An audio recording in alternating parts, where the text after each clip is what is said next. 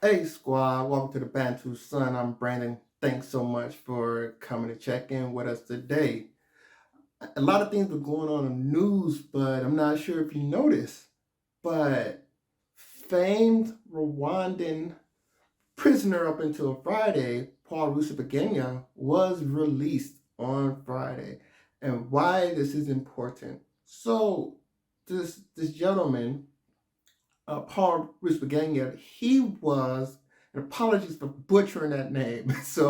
But basically, he was the person that was portrayed in Hotel Rwanda by Don Cheadle.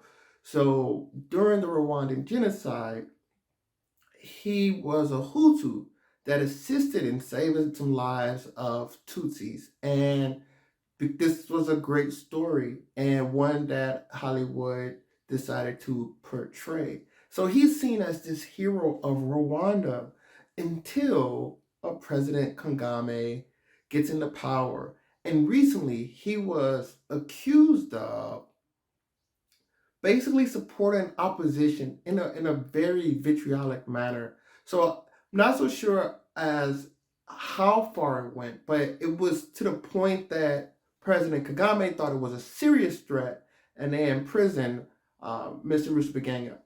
So he's been languishing. Now, what people don't know is how Rwanda operates, and I continuously tell you guys President Kagame is plugged into the West.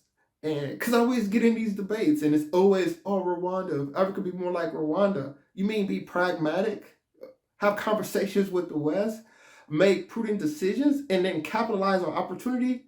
Yeah, okay.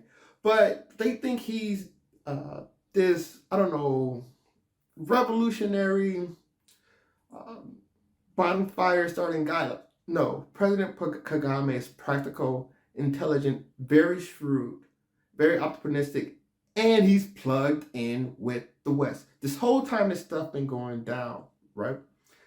There's been back channel negotiations from the U.S. and Rwanda. Because when this arrest was made, I thought that was really interesting. I said, here you have the U.S. We're portraying this guy as this hero.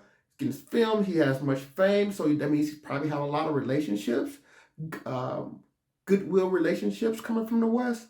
And this happened to him, which I found to be very surprising.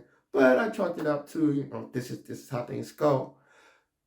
But it seems as though there's been a lot of back and forth between the administration of America and the administration of Rwanda.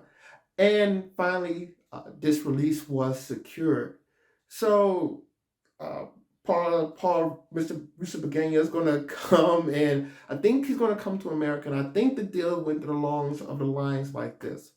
Rwanda has been a relatively decent ally, despite President Paul Kagame finger pointing. He's a good connect for the West and East Africa. Of course, there's Kenya, but Rwanda is right on the border of a very vitally important Congo. And to some people, dismay because a lot of people accuse Rwanda of playing a looter in the Congo, going across the border and grabbing goods and resources out of the Congo for to enrich itself.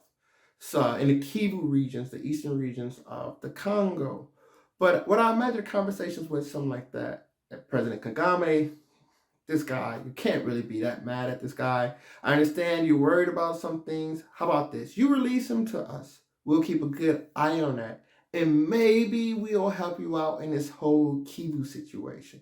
Because all these countries in Africa and around the world are starting to slowly think, is Rwanda really behind M23? That's what a lot of newspapers and media is saying.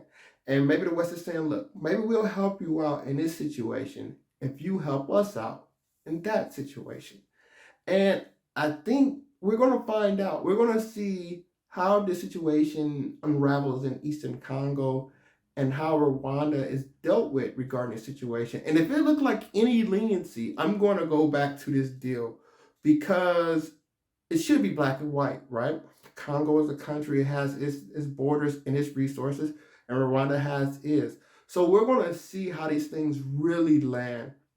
But once again, I just wanted to shed light on this because it talks about knowing knowing the world, knowing yourself, knowing your culture and your people, and being pragmatic. I think that's the most important aspect of a shrewd leader of anything.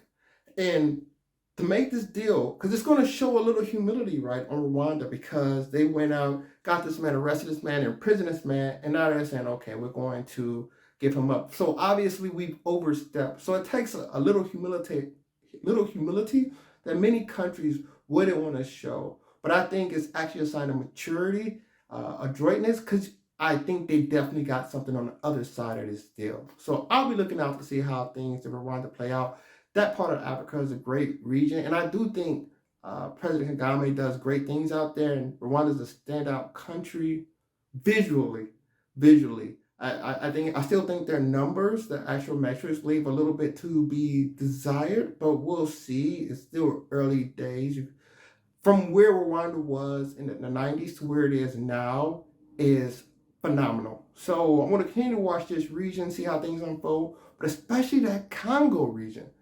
I really want to keep my eye on that and see how that settles. So let me know what you think. Please like, subscribe, and share. Comment below. Love to hear your thoughts on this. Please take care. Till next time, Bantu up.